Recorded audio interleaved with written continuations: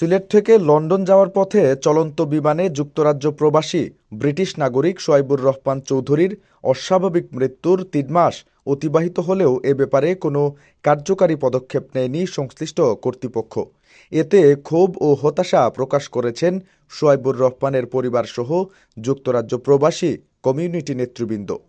বিষয়টি নিয়ে দেশে বিদেশে বিভিন্ন সংগঠন নিন্দা ও প্রতিবাদ জ্ঞাপন সহ ঘটনার সুষ্ঠু তদন্ত দাবি অব্যাহত রেখেছে।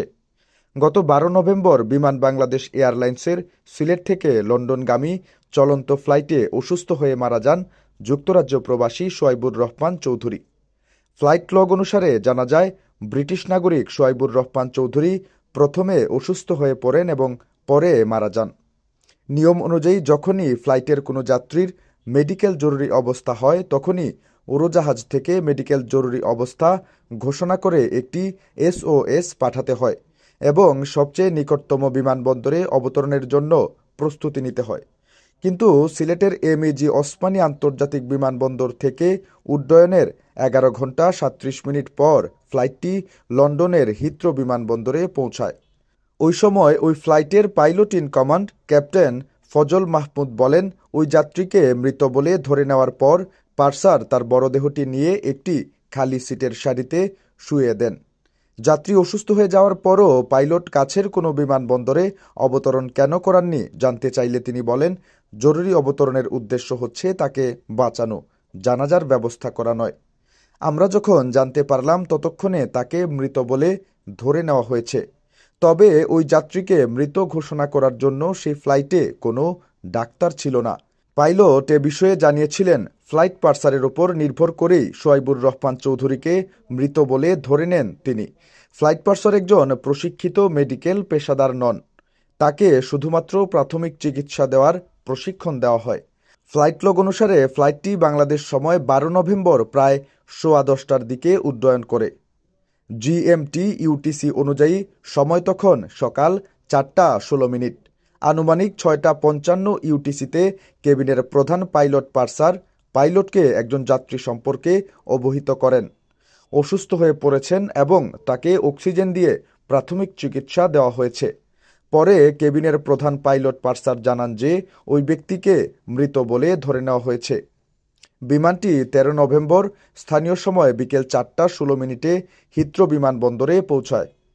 এদিকে এ মৃত্যুর 3 মাস অতিবাহিত হয়েছে গত সোমবার, কিন্তু এ ব্যাপারে এখন পর্যন্ত সোহাইবুর রহমান চৌধুরীর মৃত্যুর কারণ অনুসন্ধানের জন্য কোনো তদন্ত কমিটি গঠন বা অন্য কোনো ব্যবস্থা গ্রহণ করা হয়েছে কিনা বা হয়ে থাকলেও তার কোনো রিপোর্ট প্রকাশিত হওয়ার খবর পাওয়া যায়নি।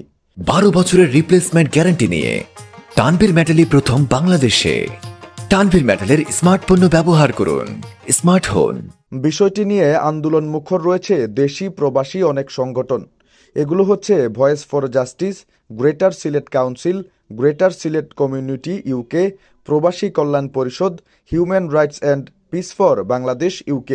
এসব সংগঠনের নেতৃবৃন্দের অভিযোগ, সোহাইবুর রহমান চৌধুরীকে প্রথমে যে অক্সিজেন দেওয়া হয় সেখানে কোনো অক্সিজেনই ছিল না, বা বিমানে প্রশিক্ষিত কোনো ফার্স্ট এইডার বা ডাক্তার ছিল না। মৃত্যুর পর যাত্রীর লাশকে বিমানের সিটে বসিয়ে নিয়ে আসার চেষ্টা করা হয়, যার ফলে লাশের প্রতি ঠিকমতো সম্মান প্রদর্শনও করা হয়নি। এসব বিমানের অব্যবস্থাপনারই নজির। সুতরাং এভাবে আর কাউকে যেন প্রাণ দিতে না হয়, সেজন্যই এ সমস্ত অব্যবস্থাপনা এবং অনিয়ম দূর করতে হবে ও প্রবাসীদের স্বার্থে বিমানে প্রয়োজনীয় চিকিৎসা ব্যবস্থা নিশ্চিত করতে হবে। এদিকে চলন্ত বিমানে যুক্তরাজ্য প্রবাসী ব্রিটিশ নাগরিক সোহাইবুর রহমান চৌধুরীর অস্বাভাবিক মৃত্যুর বিষয়ে আইনগত ব্যবস্থা নিতে সম্প্রতি লন্ডনে human rights and piece for বাংলাদেশের এক সভা অনুষ্ঠিত হয়। এ সময় প্রত্যক্ষদর্শী বিমানযাত্রী খলিলুর রহমান সেই ঘটনার বর্ণনা করেন। সভা থেকে বিমানের উদাসীনতা, অব্যবস্থাপনা ও চরম অবহেলার জন্য তীব্র ক্ষোভ ও প্রতিবাদ জানানো হয়। সেই সাথে দোষীদের দৃষ্টান্তমূলক শাস্তি প্রদানের দাবি জানানো হয়।